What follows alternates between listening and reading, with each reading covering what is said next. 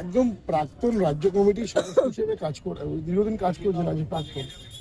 ঠিক যে কথাগুলো একটা সময় রাজ্য সরকার বলেছে এসআইআর নিয়ে, ঠিক সেই কথাগুলো কিন্তু অক্ষরে অক্ষরে মিলে যাওয়ার জায়গায় পৌঁছে গেছে। প্রথম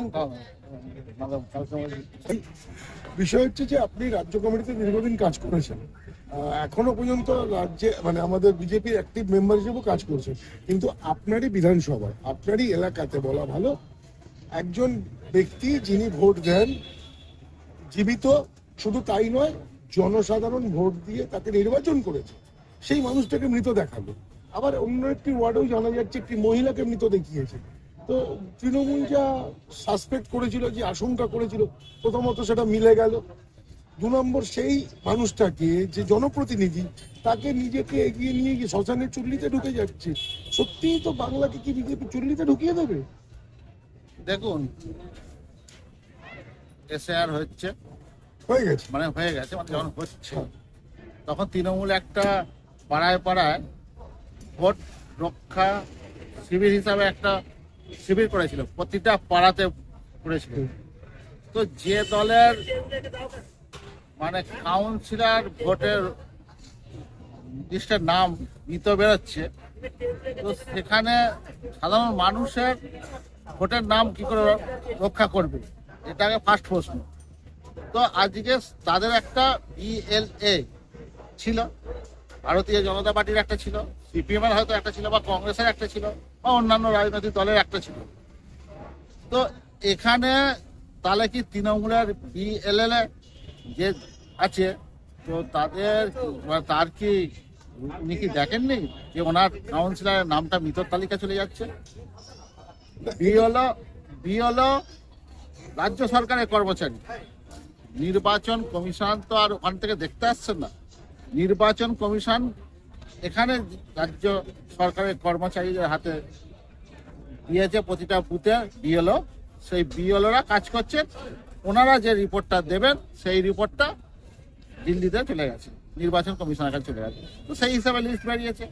মানে আপনার বক্তব্য বিএলও ভুলটা করেনি, বা ভুলটা বিএলওর তরফ থেকে হয়েছে, এই তো? হ্যাঁ, এটাই তো হওয়া স্বাভাবিক।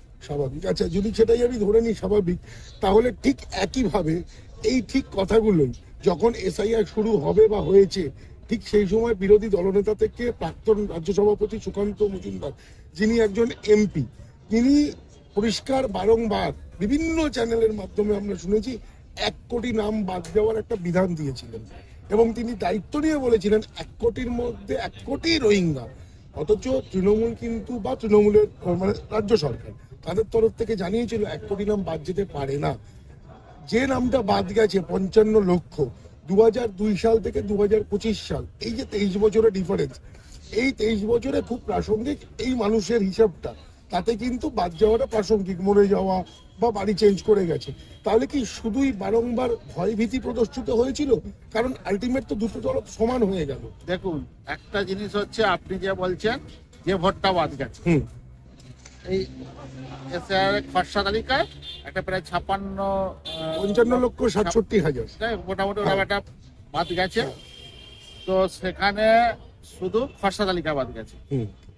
30 লক্ষ লোক হিয়ারিং এ আছে, এবং ধরুন প্রতিটা বুথ থেকে প্রায় 100 টাকা করে ধরুন, মানে 1 কোটি 30 লক্ষ নাম, যাদের বাবা হয়েছে 10 বছরে, যার যে মা হয়েছে 10 বছরে, ঠাকুরদা হয়েছে 40 বছরে, সেই ভোটারগুলো কিন্তু নির্বাচন কমিশনের কেনারে আছে।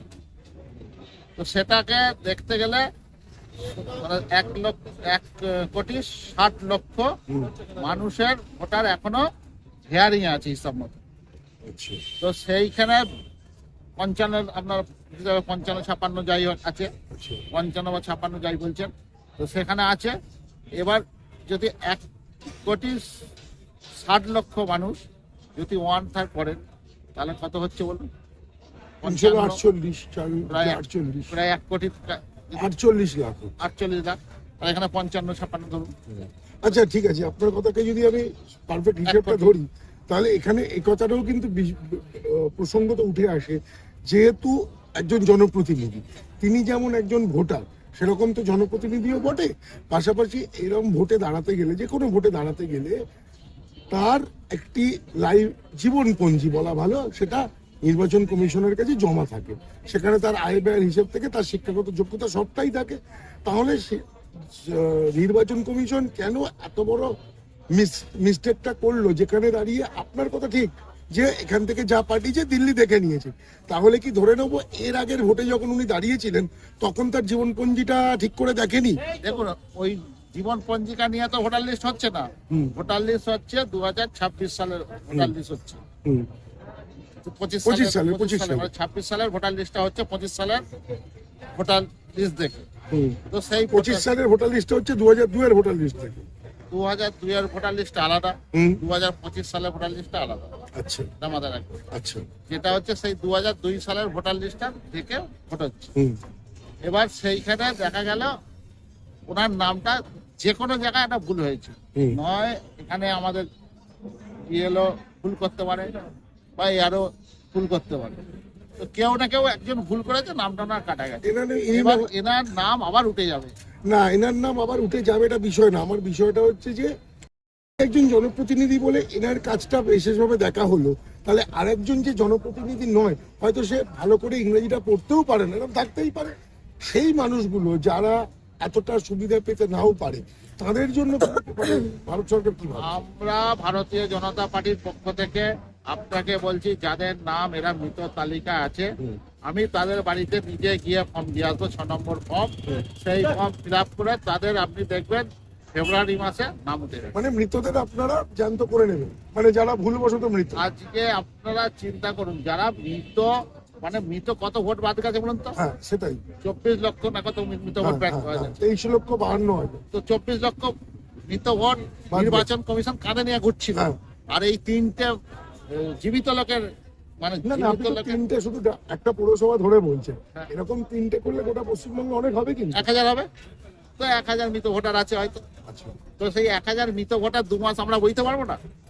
জীবিত ভোটারকে মৃত হিসেবে ভোটার লিস্টে বইতে পারবো না? আচ্ছা, শেষ প্রশ্ন, এরকম মৃত ভোটারদের জীবিত করে, মানে তারা জীবিত রয়েছে, কথার পরিপ্রেক্ষিতে মৃত ভোটারকে বিজেপি জীবিত করে লিস্ট ক্লিয়ার করে দিবে, তাহলে যে হিসাবটা এতদিন বিজেপি দিয়ে এসেছে সেই হিসাবটা তো আবার গুলিয়ে যাবে। কোনটা?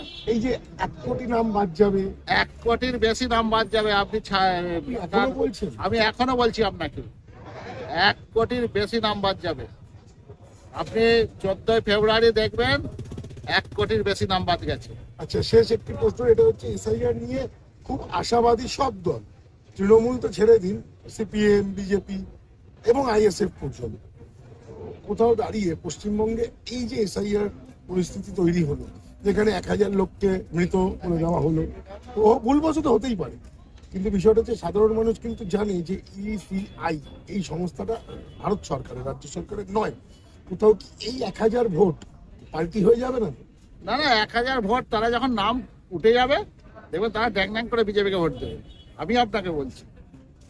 আর যেটা হচ্ছে, আপনি এর আগে আপনি দেখেননি, আপনার এই 5 নম্বর না 6 নম্বর ওয়ার্ডে একটা ভদ্র মহিলা এখান থেকে পৌরসভা থেকে তার বিধবা ভাতা নাকি কেড়ে নিয়েছিল, দেখেছিলেন তো?